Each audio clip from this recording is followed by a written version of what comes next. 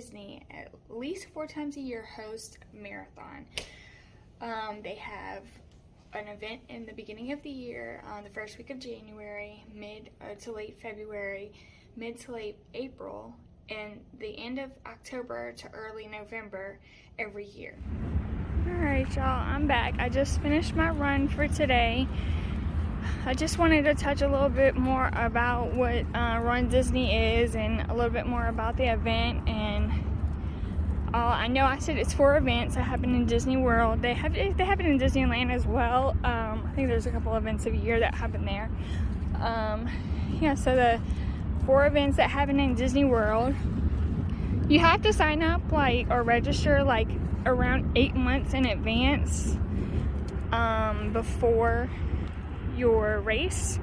For example, mine is the end of October, early November next year, and we're signing up in March. If you are a DVC, I think that's what it's called, if you're a Disney timeshare AP annual pass holder or a Run Disney Club member, you get to sign up a couple days earlier than the normal registration per race. So, but you can go to the website and sign up for the notifications of it. So they'll just hit you in the email hey, it's time to sign up.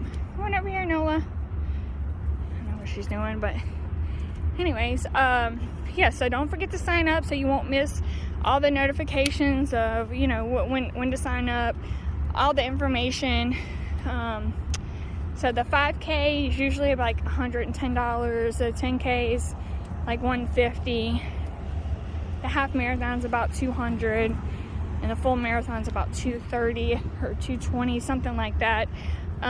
You can do the Dopey Challenge, which is all of the races the whole weekend. I think it's 48 miles the whole weekend. That is wow. That's, yeah. Okay.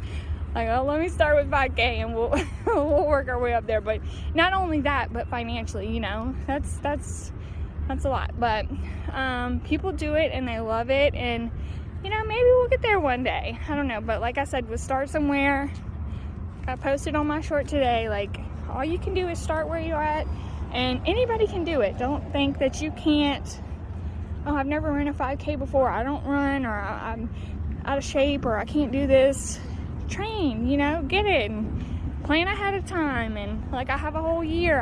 I've been working out prior, so I can't really say I'm a beginner. I ran one little local thing here, and I think it was technically a 5K, but I was much heavier. I had just had a child a couple years before, and I still had all that baby weight on me, and I was really out of shape.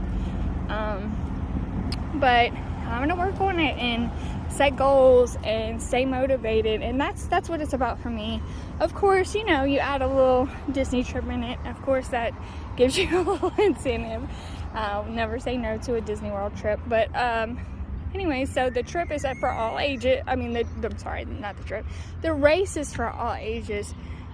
I guess that's at your own discretion. I'm hoping by my age, maybe 6 or 7, I'd start, considering my daughter to come. That's probably per, each child, their maturity level and their interest in actually doing it. And, obviously start off with a 5K, but so you can do it at any age. The 5K, there is no time limit. I think at 2 hours they cut you off, but a 5K is 3.1 miles. So, yeah, you should be able to do it in 2 hours, no problem. The other races, there's a thing called the Balloon Ladies. They are the very last people to start. And they keep a 16-minute mile. And they are very, very strict on the 16-minute mile. They keep a 16-minute mile.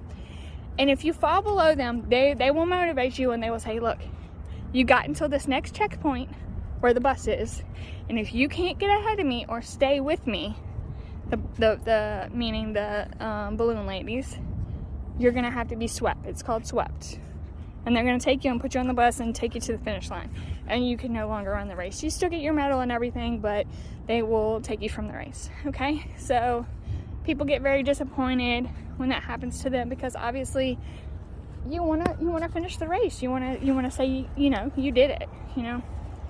But that's why we're gonna train. That's why we're doing this. That's why you're gonna subscribe, hit the notification bell, and we're gonna train so that doesn't happen to any of y'all, right? So yeah, that's a thing. But like I said, with the 5K, that's not really a thing. It's not time. They don't even keep a time. You can't go back and look, oh, this is the time I had in this race or whatever. All right, what else can I tell you? Oh, it's a very common thing for people to dress up. Each race has their own little theme. I think they kind of stick to the same theme every year, but they change it up a little bit. For example, February is always Princess Marathon. That is my dream, to go to the Princess Half Marathon. Yeah, so obviously it's Princess. The princesses every year switch up, but it's still Princess Half Marathon. So, yeah.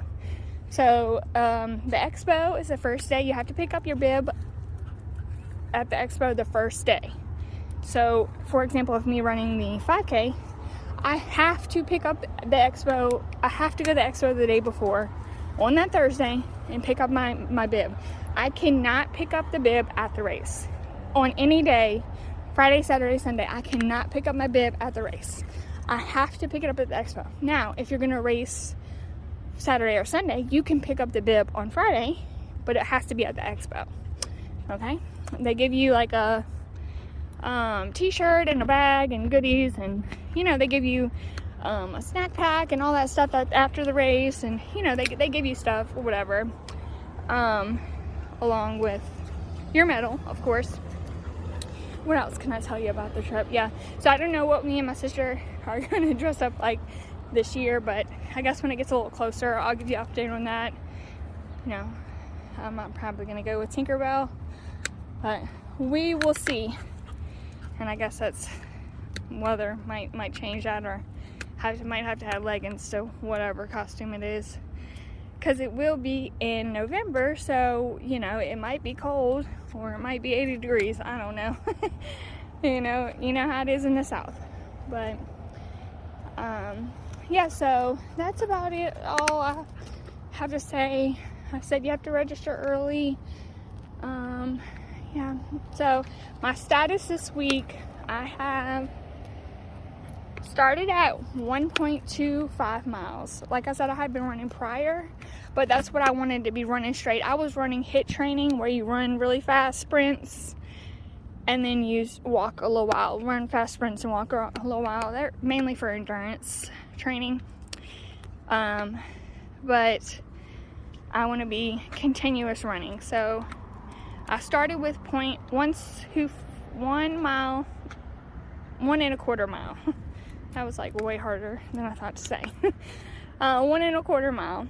And I wanted to try to get under a 10-minute mile. And every single day, whether it was 1 second less, my average mile on my Fitbit, I have a Fitbit here, see? My average mile, I wanted it to be less, whether it was 1 second less. And I was doing great. Like, I was knocking 10 seconds off. And to be fair, I run with my running partner. You see my training partner here in this video. That's my baby Nola girl. She stops and she gets tangled up, and she stops and sniffs and has to go to the bathroom. And so, you know, it's not exactly my time, but it's a good idea, you know. So yeah, I did great every day. I was rained out one day, and that happens, you know. Those are the days you work on your mental health, and you work on, you know, your hydration, and obviously you have to do that every day, and your, you know, other, maybe training other things like core or whatever, because your core is very important for running as well. Or just take a day off. Just take a day off and hang out with your kids, or hang out with your family, or read a book, or do whatever makes you happy, because you, happy body, you know, happy soul, happy body, that's what's important. So yeah, so every day, I think I'll probably add some exact times in here, but by the end of the week I got to 9:40, I think it was my average time. So it's 9 minutes and 40 seconds was my average for a mile and a half, a mile and a quarter. So this week I'm doing a mile and a half.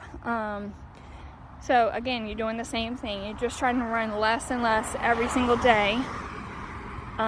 Being that the 16-minute mile is kind of the standard there, I don't think there's any concerns. But even if we just run the 5K, that's not even time, so we don't have anything to worry about. But on the race route, they have like character sightings where you can they have characters where you could stop and take pictures. And hang on, Nola. You could stop and take pictures. Sorry about that, y'all. Stop and take pictures with them. Sometimes the lines get crazy long. So in the 10K and the marathons and stuff like that, if you're later in the later corrals, like the B corral, the C corral, the D corral, you have to kind of think, okay, if I stand in this line, is that going to get me closer to the balloon ladies? And do I run fast enough to stand in this line and, get swept? So you have to think about things like that. Yeah. But in the 5K, they have bands, they have people cheering you on, they have character sightings, and I heard they have very rare character sightings sometimes, so that's cool. I'm really excited about that. Yeah, so that's it. I just want to stay really motivated. I'm doing good. It is so far away though, like it's like almost a year away. On the Disney website, they have not updated from this last year's Wine and Dine to next year's Wine and Dine, but they have like a counter, like so many days until, like they don't go down to the minutes and everything. So I'm gonna add to my page or whatever, and I'm keep updating on that. But I know it's somewhere around 10 or 11 months, 10 months, something like that. But it's hard to stay motivated. It's easy on week 1 to stay motivated, but you got to keep doing it even 10 months in. We can do this together. So like, subscribe, hit the notification bell. You got any suggestions? You got any comments? You want to say, hey girl, what's up? Yeah, just hit me below. All right, bye.